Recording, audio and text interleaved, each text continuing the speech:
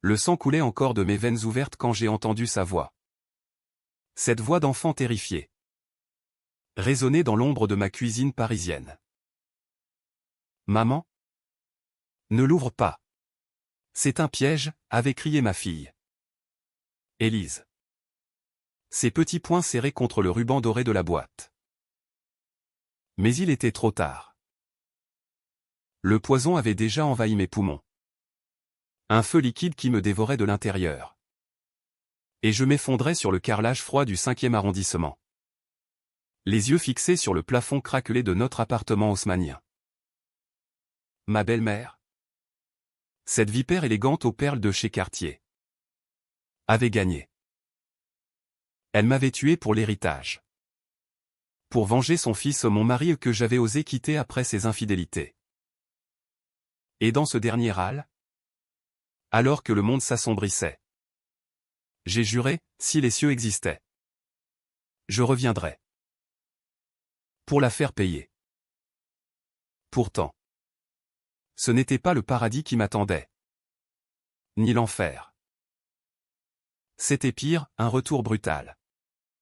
Un choc électrique qui me ramena en arrière. Dans le même corps.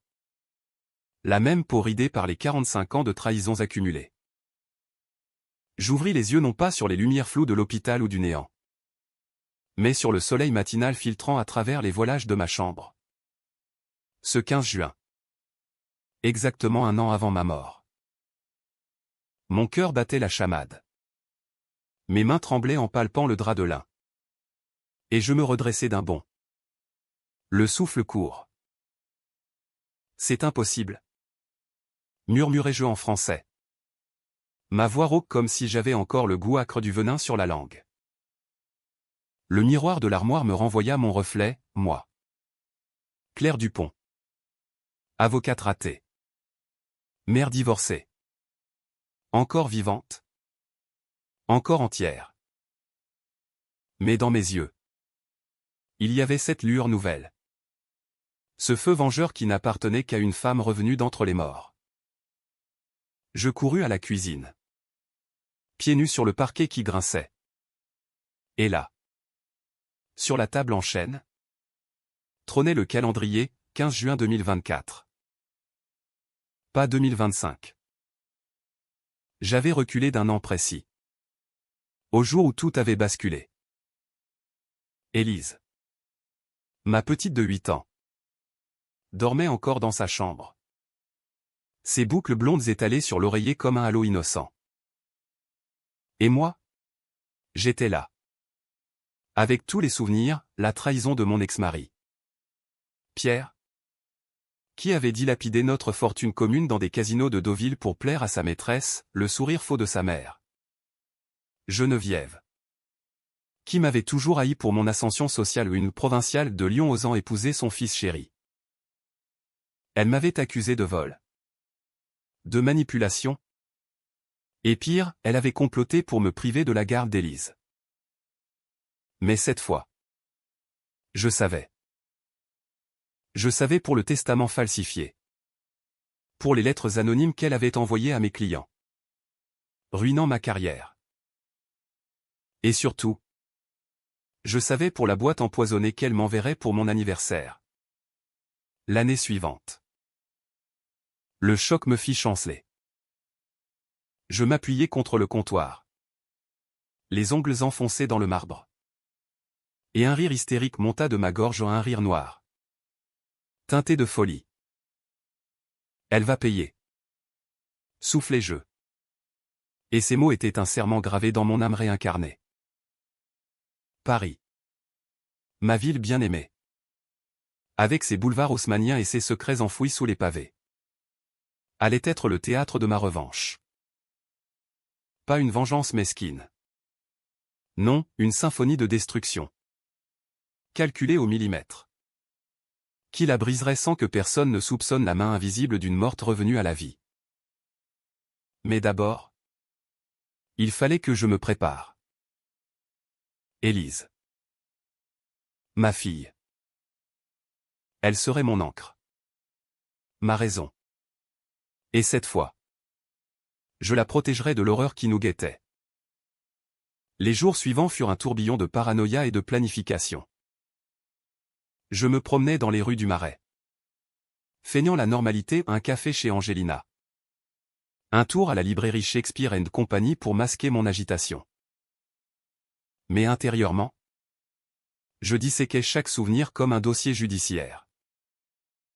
Geneviève de Beaumont. Veuve de banquier. Résidait dans un hôtel particulier du 7e arrondissement. Entourée de domestiques et de relations influentes. Elle avait toujours été matoise, à la mort de son mari. Elle avait hérité d'une fortune en actions BNP Paribas, qu'elle gérait avec une froideur impitoyable. Pierre, son fils unique, n'était qu'une marionnette, un architecte médiocre. Accro au jeu. Qui m'avait épousé pour mon intelligence. Puis trahi pour son propre plaisir. Notre divorce avait été un carnage, elle avait payé des détectives pour inventer des preuves d'adultère de ma part. Alors que c'était lui qui collectionnait les conquêtes. Et Élise? Elle l'adorait. Cette grand-mère toxique qui lui offrait des poupées Chanel pour mieux la manipuler. Je décidai de commencer par le plus discret, infiltrer son cercle. J'appelai Pierre ce matin-là. Ma voix mielleuse comme du miel empoisonné. Chérie. Et si on dînait ensemble? Pour Élise. Il accepta. Bien sûr, il n'avait jamais pu résister à l'idée d'une réconciliation. Surtout si cela impliquait une chance de me reconquérir. Nous nous vîmes au Fouquet's. Sur les Champs-Élysées. Sous les lustres étincelants et les murmures des puissants. Élise. Entre nous, mâchonnait son foie gras avec innocence. Ignorant le poison qui rampait sous la table. Geneviève n'était pas là. Mais Pierre en parla, maman est furieuse contre toi. Claire. Elle dit que tu as saboté mon affaire à Lyon. Mensonge. J'avais refusé de falsifier des documents pour son projet immobilier véreux. Et elle m'en voulait à mort. Littéralement. Ce soir-là. De retour chez moi. Je fouillais mes vieux dossiers. Dans une boîte à chaussures oubliée. Je trouvais les lettres, des menaces codées. Signées d'un pseudonyme. L'ombre de Paris. C'était elle. J'en étais sûr maintenant. Avec mes connaissances d'avocate, même déchue, je pouvais remonter la piste. Un appel anonyme à un contact au palais de justice, un ancien collègue. Marc. Qui me devait une faveur et j'eus accès à des enregistrements bancaires. Des virements suspects de son compte vers un cabinet de détectives. Preuve en main. Mais pas assez pour la cour. Pas encore. Ma vengeance ne serait pas légale, elle serait personnelle. Viscérale? Un scalpel dans les chairs de son orgueil. Les semaines passèrent en un balai d'ombre. Je m'inscrivais à des cours de yoga à Saint-Germain-des-Prés pour me fondre dans la bourgeoisie. Écoutant les ragots des épouses oisives. Geneviève apparaissait parfois. Radieuse dans ses tailleurs Chanel. Distribuant des sourires comme des obus. Lors d'une soirée au Louvre. Nos regards se croisèrent enfin. Claire? Ma chère. Susurra-t-elle. Sa main gantée effleurant la mienne. Tu as l'air. Changée. Plus vive. Si elle savait. Sous mon sourire poli. Je visualisais son empire s'effondrer, ses secrets financiers exposés. Ses amants discrets ruinés. Et pire. Élise arrachée à son influence. La vie est pleine de surprises. Geneviève. Répondis-je. Et dans ma tête? Les engrenages tournaient. Le premier coup serait subtil, une rumeur. Semée comme une graine de pavot dans le vent parisien. Bientôt. Élise remarqua mon humeur. Maman? Pourquoi tu regardes grand-mère comme si elle était un monstre, demanda-t-elle un soir. en coloriant un dessin de la tour Eiffel. Je la serrai contre moi, inhalant son odeur de shampoing à la fraise. Parce qu'elle l'est. Ma chérie. Mais je vais tout arranger. Et c'est ainsi que je commençai à l'impliquer. Sans qu'elle le sache, des leçons déguisées en jeu. Sur la confiance. Sur les mensonges des adultes. Elle riait. Innocente. Mais je voyais en elle la future guerrière. Ma vengeance n'était pas seulement pour moi, c'était pour nous. Pour briser les chaînes invisibles que cette femme avait forgées autour de notre famille. Les mois d'été 2024 s'étirèrent comme une toile d'araignée sous le soleil implacable de Paris. Juillet apporta la canicule. Les fontaines de la Concorde bouillonnant d'eau chaude. Et avec elle, ma première offensive. J'avais choisi le terrain de la finance. Le talon d'Achille de Geneviève. Grâce à Marc. J'accédais à des données confidentielles, elle blanchissait de l'argent via une fondation caritative bidon. Les Roses de Beaumont. Censées aider les veuves de banquiers. En réalité, c'était un voile pour des pots de vin de promoteurs immobiliers. J'anonymisais mon signalement à un email depuis un cybercafé de Belleville. Sous le nom Vérité oubliée et l'envoyais à la brigade financière. Pas de preuves irréfutables. Juste assez pour déclencher une enquête discrète. Le lendemain. Les journaux murmuraient, soupçons sur la fondation de la veuve Beaumont. Elle paniqua. Je le sentis lors de notre prochaine rencontre. Un thé chez la Durée. Élise était à l'école. Et Pierre avait annulé une réunion avec sa dernière conquête. Sans doute. Geneviève arriva en avance. Ses lèvres pincées comme un trait de pinceau sec. Claire? As-tu entendu ces absurdités sur ma fondation? C'est odieux. Je feignis la surprise. Sirotant mon macaron au citron. Vraiment? Qui pourrait faire une chose pareille? Mes yeux plongèrent dans les siens. Et là. Un éclair, la peur. Pour la première fois. La grande Geneviève craignait une provinciale. Je la laissai mariner. Et ce soir-là, je célébrais seul avec un verre de Sancerre. Imaginant son téléphone sonnant sans cesse.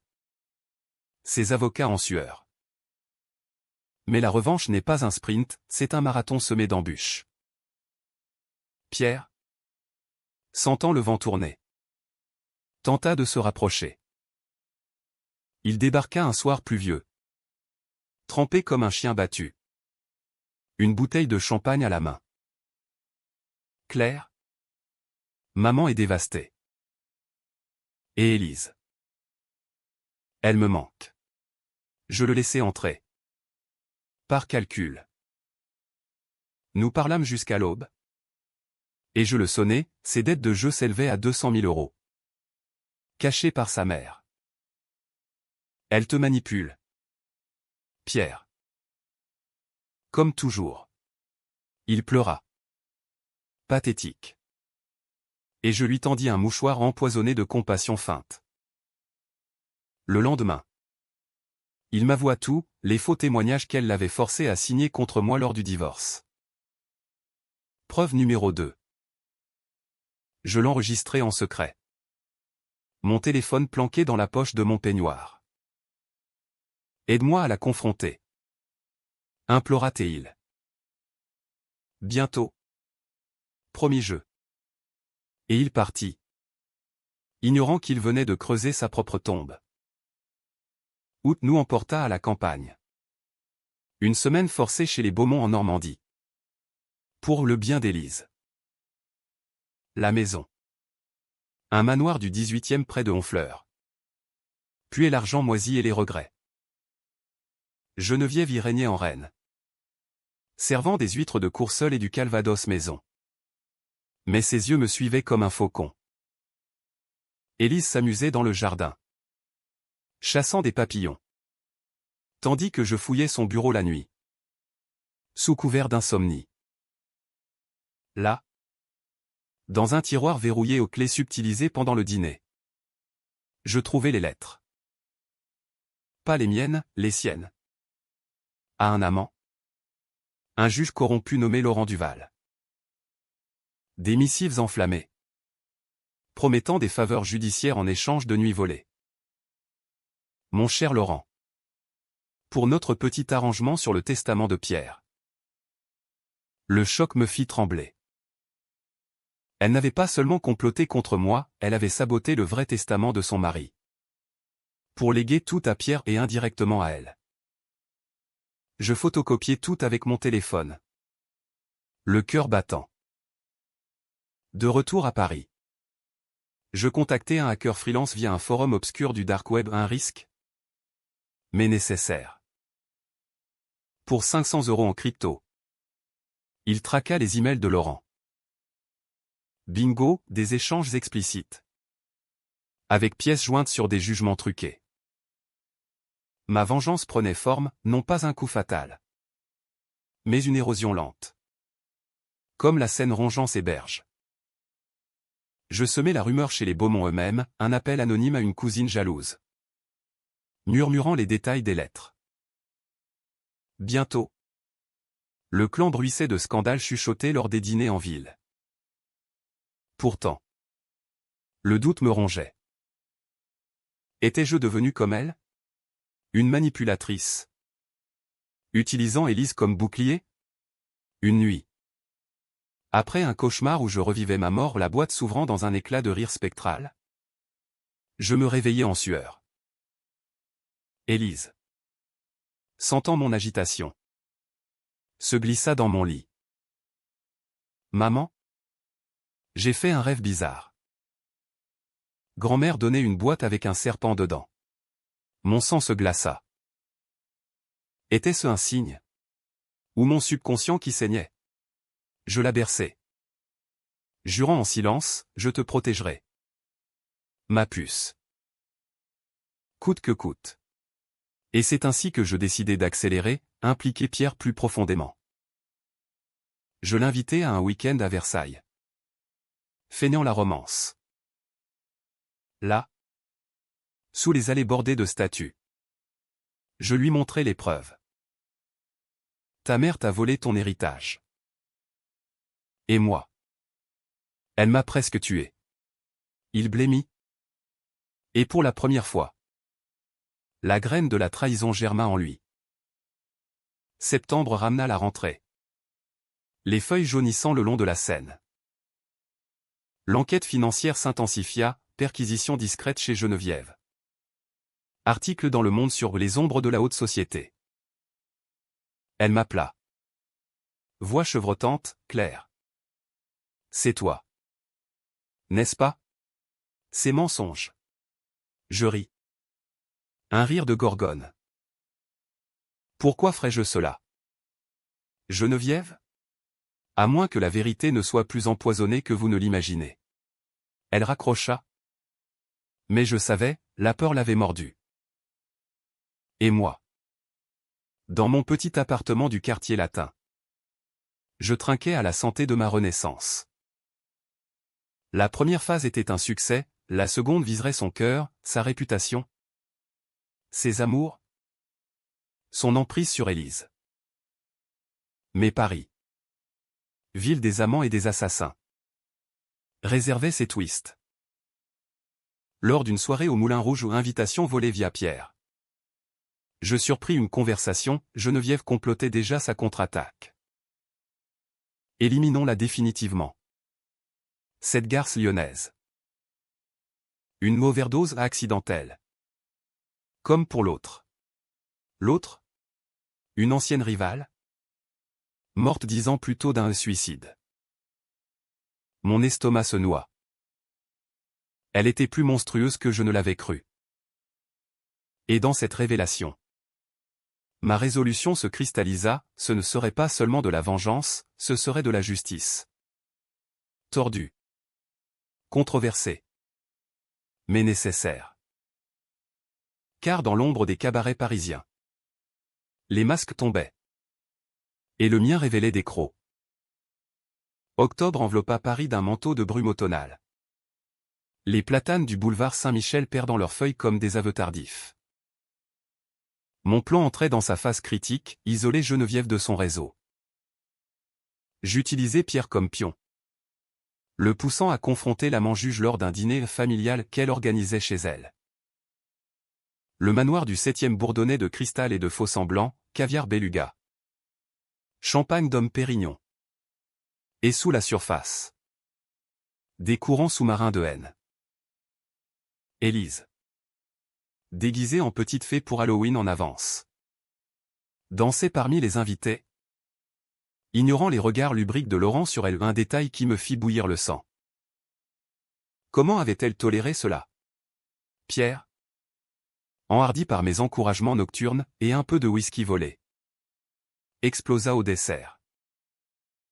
Mère, ces lettres à Laurent. C'est vrai? Le silence tomba comme une guillotine. Geneviève pâlit sous son maquillage Chanel. Sa fourchette tintant contre la porcelaine de Limoges. Quelle fadaise? Pierre, tu es ivre. Mais il brandit son téléphone. Les captures d'écran projetées sur la table via un lien que j'avais préparé.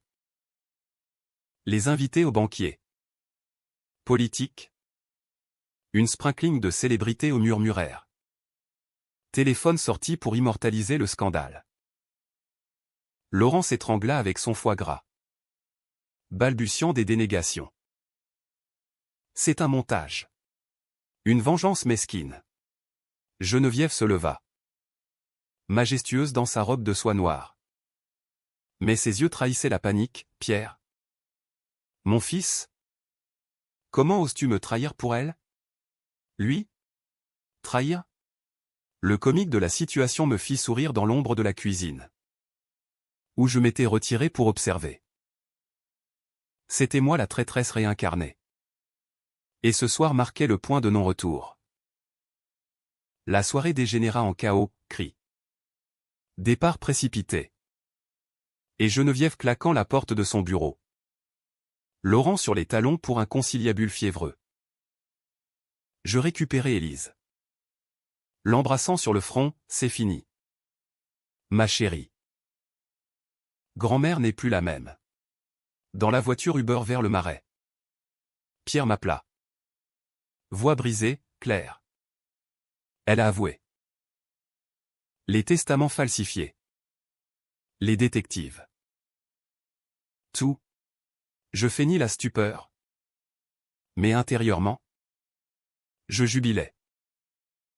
La fissure était là, il ne restait qu'à l'élargir.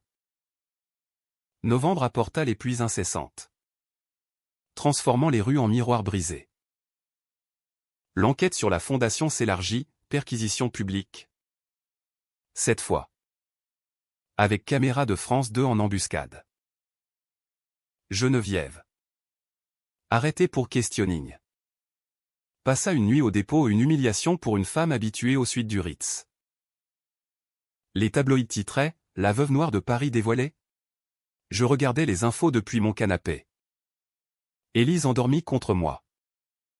Un bol de chocolat chaud refroidissant sur la table basse. Était-ce de la joie? Ou un vide grandissant? Car la vengeance?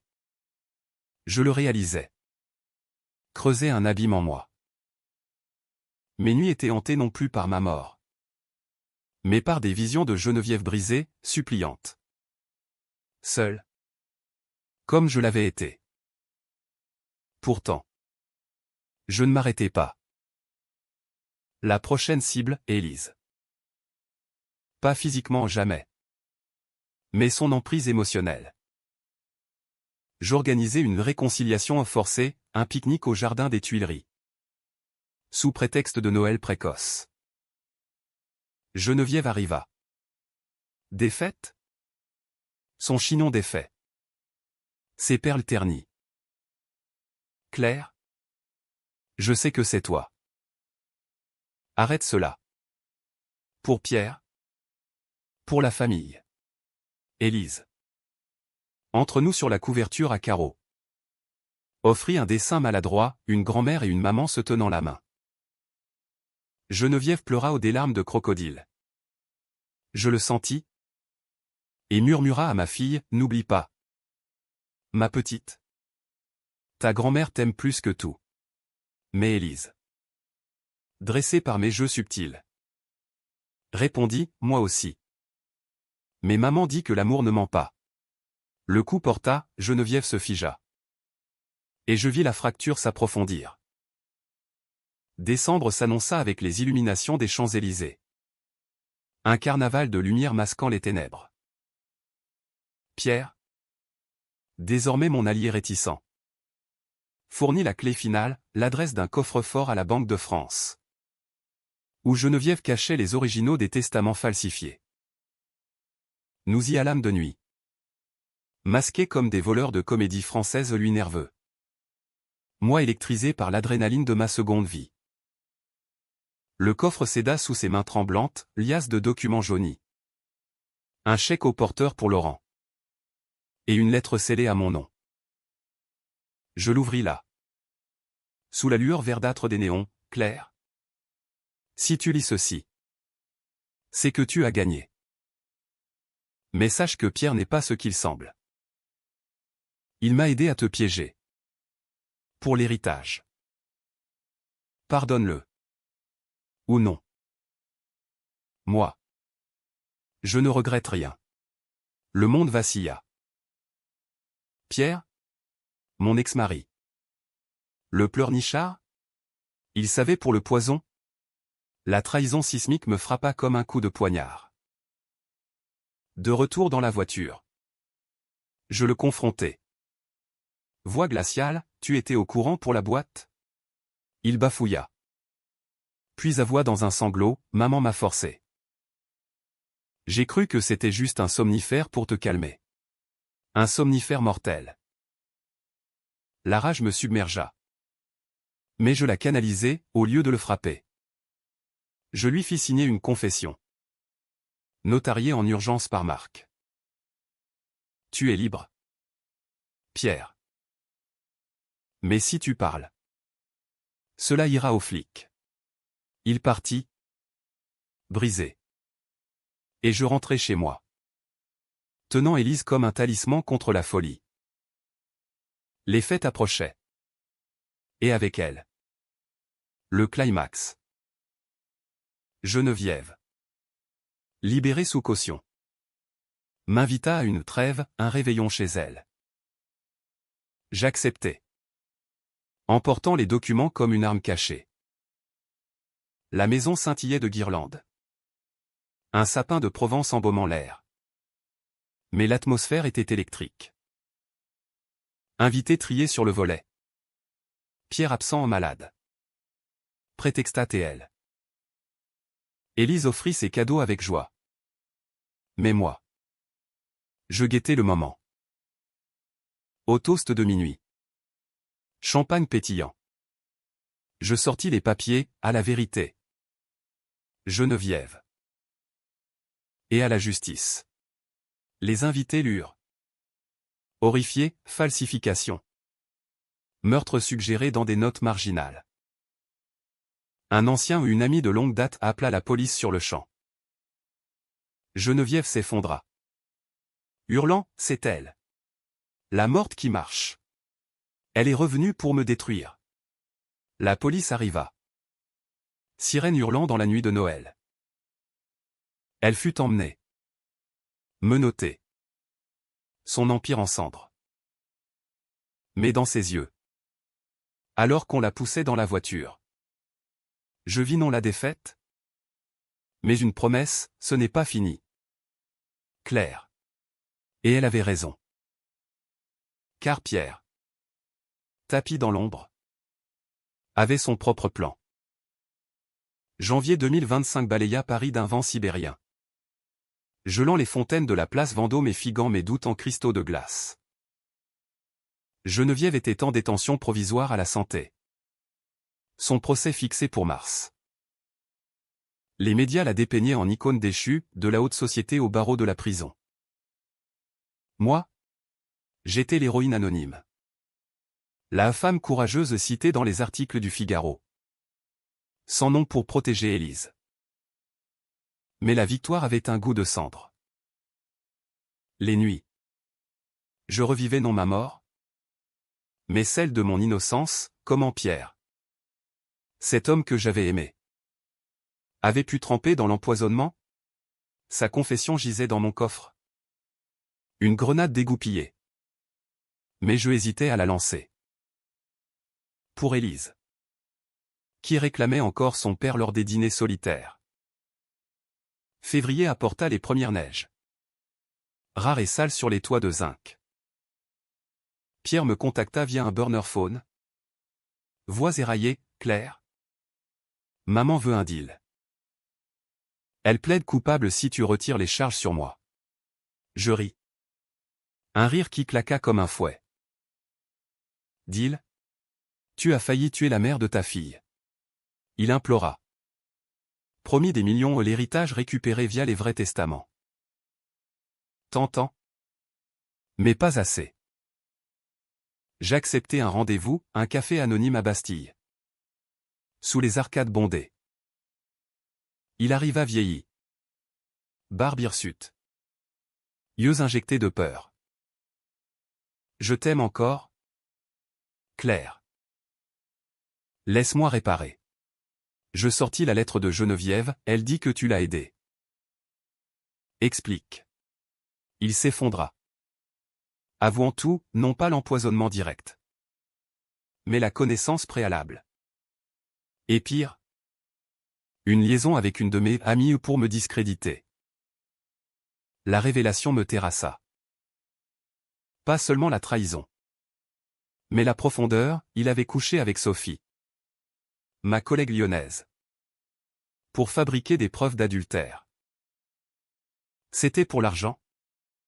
Claire. Maman m'a promis la moitié si on te brisait. Je le giflais, la paume brûlante, et sorti sans un mot, laissant la confession sur la table. Publie-la si tu veux.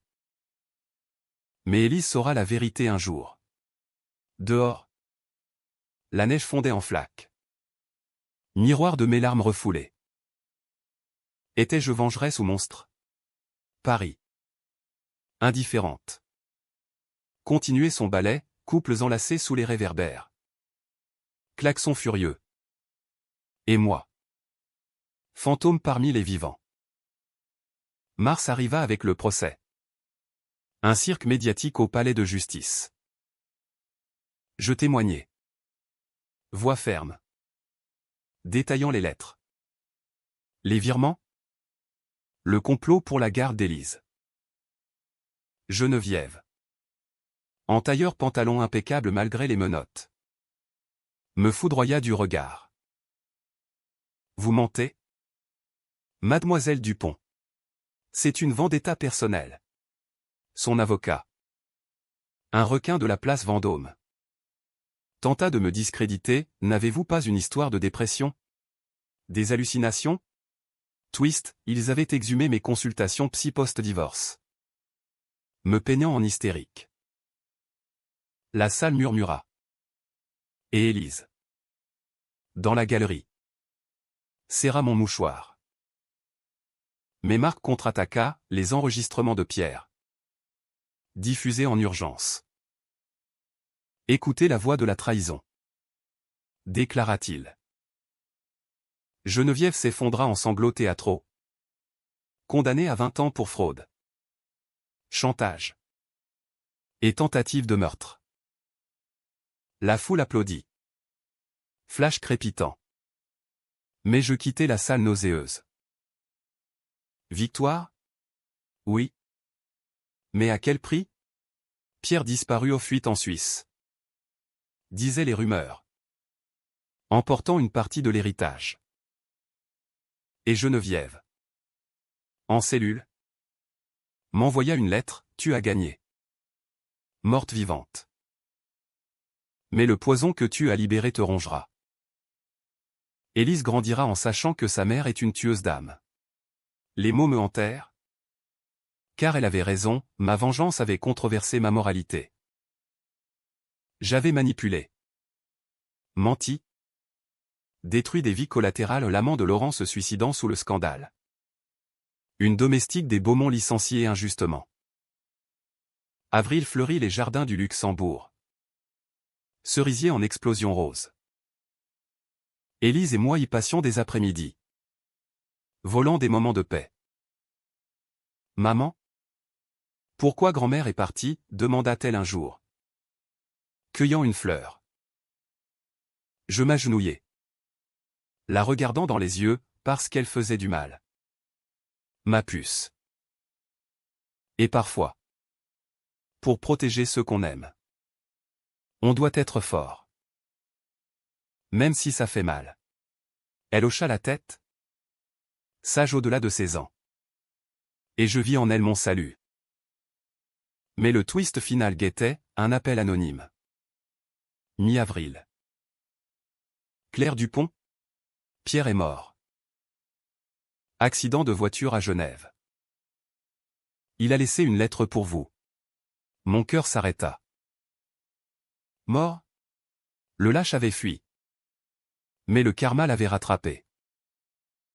La lettre arriva par coursier, excuse larmoyante. Un chèque pour Élise 500 000 €.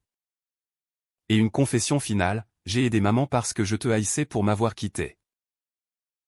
Mais en te perdant, j'ai tout perdu. Pardonne-moi. Je brûlais le papier dans l'évier. Flammes dansant comme des démons. Pas de pardon, seulement une fermeture amère. Geneviève. Apprenant la nouvelle en prison. Tenta un suicide échec. Mais geste pathétique. Sa lettre suivante fut un murmure brisé, tue-moi. Claire. Finis-le. Je ne répondis pas. La vengeance était complète. Mais vide. Mais, avec ses parfums de jasmin, me ramena à la vie. J'acceptai un poste d'avocate pro bono au barreau. Défendant des femmes battues ou ironie. Ou rédemption? Élise s'épanouissait à l'école. Piano et danse. Ignorant les ombres.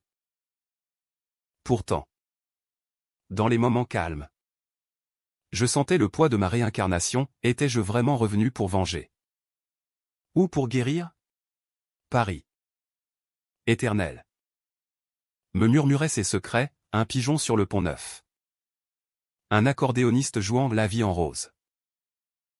Peut-être que la vraie twist était là, la vie. Pas la mort.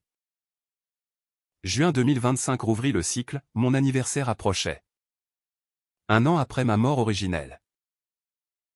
Le 15. Un colis arriva au pas de Geneviève. Mais d'un notaire anonyme, l'héritage complet. Libérée par son plaidoyer final. Elle avait tout avoué. Y compris un meurtre ancien, sa rivale de jeunesse. Empoisonnée comme moi. Condamnée à perpétuité. Elle pourrissait désormais à Fleury-Mérogis. Son nom effacé des dîners en ville. Élise. 9 ans maintenant. Déballa le cadeau avec moi, un pendentif en or. Gravé ou pour ma petite fille. Avec amour. Ironie suprême, son dernier geste. Une chaîne brisée. Mais la paix fut éphémère. Une nuit de pleine lune. Je reçus un visiteur, Laurent. Libéré sous caution. Hagard et armé d'un revolver. Elle m'a dit de te tuer. Finis ce qu'on a commencé au point. Il tremblait. L'arme pointée sur ma poitrine. Élise dormait à l'étage. Et le temps suspendu. Je vis ma vie défiler, la trahison. La renaissance. La destruction. Pas de peur. Seulement une clarté froide. Tire. Laurent. Mais sache que je suis déjà morte.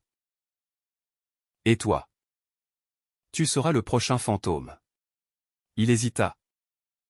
Larmes coulant. Et abaissa l'arme. Pourquoi? Pourquoi tout ça? Je lui racontai. Voix basse comme un confessionnal, ma mort? Mon retour. La vengeance qui m'avait sauvé et damné. Il partit, se rendant le lendemain au suicide assisté par culpabilité. Le scandale final éclaboussa les manchettes, le juge et la veuve, impact meurtrier. Paris digéra l'affaire comme un mauvais vin. Et moi? Je me recentrai sur l'essentiel, Élise. Nous partîmes en vacances à la Côte d'Azur. Plage de Galets à Nice. Mer Méditerranée turquoise lavant les souillures. Là, sous le soleil impitoyable, je lui racontai une version édulcorée, grand-mère était malade. Ma chérie. Mais on est libre maintenant. Elle sourit, construisant un château de sable. Et je sentis le poids s'alléger. Pourtant, le dénouement ne fut ni heureux ni tragique ou ambigu. Comme la vie française. Tissée de joie et de mélancolie. Geneviève mourut en prison 6 mois plus tard. D'un cancer foudroyant, le poison de ses propres mensonges. Disaient les gardes. Pierre? Son accident s'avéra un suicide. Frein saboté par sa propre main. J'héritais de tout. Mais donné la plupart à des associations pour femmes victimes. Ma carrière fleurit, un livre. Ombre et vengeance? Anonyme au début. Devint best-seller. Débattu dans les salons littéraires du quartier latin. Controversé? Absolument, certains me voyaient en justicière. D'autres en parricide moral. Mais je m'en fichais. J'avais survécu. Réincarné non pour haïr, mais pour aimer plus fort. Aujourd'hui, 2 ans après ma renaissance, je marche le long de la Seine au crépuscule. Élise à vélo devant moi, riant aux éclats. Paris. Ma complice et mon bourreau. Scintille de 1000 feux. Ai-je gagné? Oui. Car je vis. La boîte empoisonnée n'est plus qu'un souvenir. Un chapitre clos dans le grand roman de l'existence. Et si une autre ombre se profile? Eh bien, je suis prête. Morte une fois. Vivante éternellement.